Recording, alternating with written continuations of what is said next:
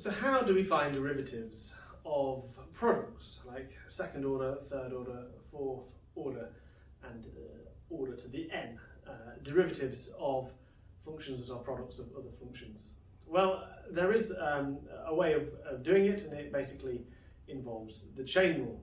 And we shall go through it now. So say, for example, that we have u is defined as a function of x, and that v is defined as a different function, of x, and that y is described as u times v.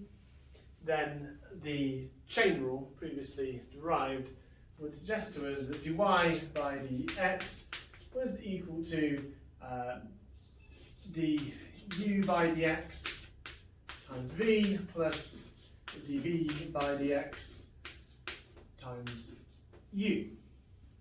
Which basically means, we're writing it in a different notation, that f prime g is plus g prime f is equal to the derivative. Now if I want to find further derivatives of this, then it becomes more complicated. If I want to, so this is dy by dx, what I'm going to do is I'm going to shift it all along a little bit, put my equal sign there, because I want to now derive this with respect to x. And I want to derive dy by dx with respect to x. So I'm attempting to find a higher order derivative of this, of the actual chain rule. And so I can do that quite simply by recognising dy by dx of, let's put these back in, it's probably easier actually looking at it as du by dx times v plus dv by dx times u. Now, what I can see here is I have the two sums, and I know that the derivative of this sum is equal to the derivative of that plus the derivative of this through the sum rule. So what I can say is that the derivative of this, d by dx of du by dx times v plus d by dx of dv by dx times u. So you can see that by the sum rule we can treat these as two separate bits. But now look, we have a product here, these two things are multiplied together. So within this bracket we now have to apply the product rule.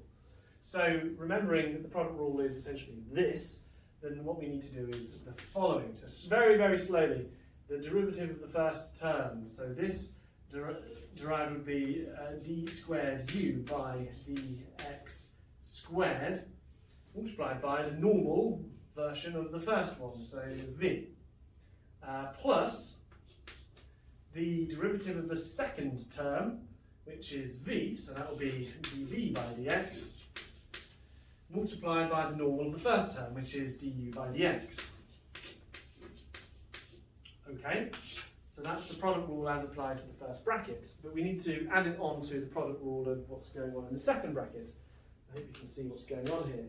So now what I'm going to do is, here we go, we're going to find the first differential of the first term, so d squared v by dx squared, multiplied by the original of the thing that it is multiplied by, u, added on to the derivative of the second term, which is du by dx, multiplied by the original of the first, dv by dx. And now what you can see is we have a number of terms here, but this term is the same as that term.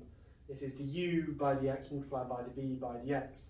So we can simplify this whole expression to equal d squared u dx squared v plus 2 times this bit, dv by dx du by dx, plus, and then this bit over here, which is d squared v over dx squared u. And then we can put this back into simpler notation. This is f dash dash g plus 2 f dash g dash plus g dash dash f. And there we go. So we have an expression for the first order derivative of the product rule itself. Now what you can see here is that basically this looks very, very similar to the binomial coefficients of g plus f squared. So if we multiplied out this bracket g plus f times g plus f, then we would have g times g would be g squared, g times f would be plus fg, plus f times g plus fg plus f squared, which is g squared plus 2fg plus f squared, which is very, very similar to what we have here. Now, Leibniz recognised that there was an actual series that could be used to represent any higher order derivative of a product, and it is known as Leibniz's theorem. And so Leibniz suggested that dny by dx to the n was equal to f to the ng, that was the first term, and then the term gets more complex. I might run out of space here, so it's f to the n minus 1 g prime plus dot dot dot, so next term in the sequence, and 2 f to the n minus 2 g prime prime plus, now let's take out the 2 and just go to any number r, f to the n minus r g to the r, and then eventually reaching some final point in the series.